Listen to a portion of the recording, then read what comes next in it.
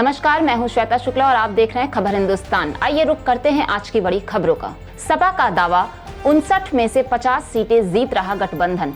सपा के राष्ट्रीय सचिव व पूर्व कैबिनेट मंत्री राजेंद्र चौधरी ने कहा है कि विधानसभा के चुनाव के 2 चरण में ही सपा ने शतक बना लिया था। रविवार को तीसरे चरण के मतदान के बाद 16 जिलों की 59 सीटों के लिए मतदान में 50 सीटों पर जनता का प्रबल समर्थन सपा और गठबंधन को मिला है।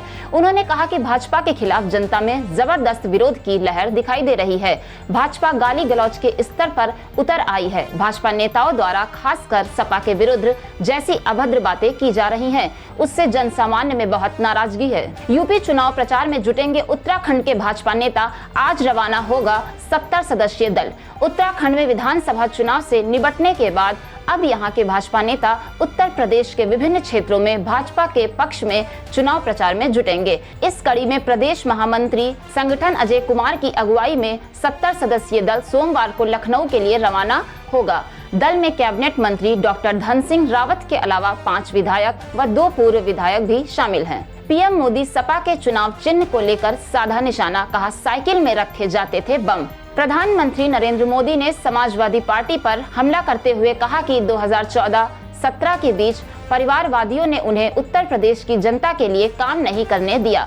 हरदोई में एक जनसभा को संबोधित करते हुए प्रधानमंत्री ने आरोप लगाया कि समाजवादी पार्टी आतंकियों के साथ हमदर्दी रखती है और उसने अपने पिछले कार्यकाल में आतंकवाद के कई आरोपियों पर से मुकदमे वापस लाने का प्रयास किया। उन्होंने परोक्ष रूप से सपा के चुनाव चिन्ह की ओर इशारा करते हुए कहा, पहले साइकिल पर बम रखे जाते थे।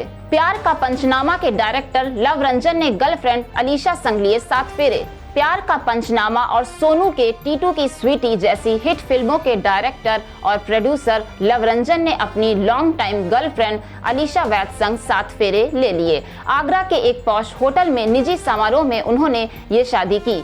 इस दौरान बॉलीवुड के कई सेलेब्स इस फंक्शन में शामिल होने आगरा पहुंचे, जिसमें रणबीर कपूर, कार्तिक आर्यन और अर्जुन कपूर मुख्य अतिथि थे।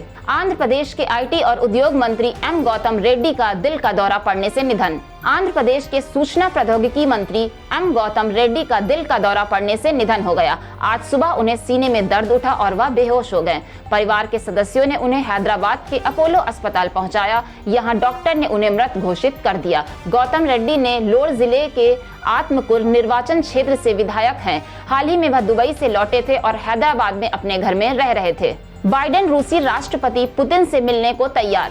अमेरिकी राष्ट्रपति जो बाइडेन यूक्रेन संकट को टालने के लिए रूसी राष्ट्रपति पुतिन से मिलने को तैयार हो गए हैं। हालांकि मुलाकात से पहले बाइडेन पुतिन से यूक्रेन पर हमला न करने का वादा चाहते हैं। अगर सब कुछ सही रहता है तो इस हफ्ते के आखिर में दोनों मिल सकते हैं। पीएम मोदी ने कोरोना संक्रमित हुई महारानी एलिजाबेथ द्वितीय के लिए की शीघ्र स्वस्थ होने की कामना।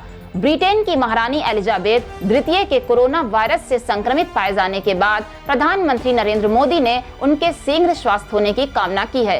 ब्रिटिश प्रधानमंत्री बोरिस जॉनसन ने एक ट्वीट का हवाला देते हुए पीएम मोदी ने एक ट्वीट में कहा, मैं महारानी एलिजाबेथ के शीघ्र स्वस्थ होने की कामना करता हूं और उनके अच्छे स्वास्थ्य के लिए प्रार्थना करता हूं। कांग्रेस महासचिव प्रियंका गांधी वाड्रा का आज लखनऊ में रोड शो।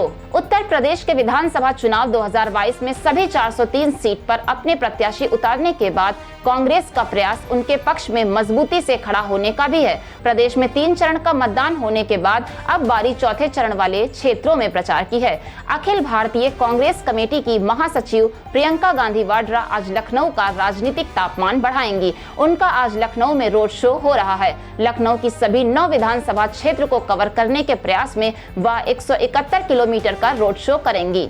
संजय राउत ने कहा, यूपी में हार रही बीजेपी। चुनाव प्रचार में साइकिल को बम विस्फोट से जोड़ने पर शिवसेना नेता संजय राउत ने कहा, ये उनकी आदत है। जब ये लोग हारने की कगार पर खड़े होते हैं तब इस प्रकार के आरोप लगाते हैं। उत्तर प्रदेश में बीजेपी हार रही है और उनकी ये आखिरी हाथ पांव मारने की कोशिश चल रही है। देश में कोरोना के सक्रिय मामले 2.25 लाख से कम। देश में कोरोना संक्रमण के नए मामलों में गिरावट का रुख बना हुआ है। 51 दिन बाद नए मामले 20,000 से नीचे आए हैं। इससे कम पिछले साल 30 नवंबर को 16,764 केस मिले थे। सक्रिय मामले में 2.25 लाख से कम हो गए हैं, लेकिन मृतकों की संख्या केरल के चलते अधिक बनी हुई है। तो ये थी अब तक की खबरें। अगला अपडेट पाने के लिए बने रहिए मेरे साथ और देखते रहिए खबर हिंदुस्तान।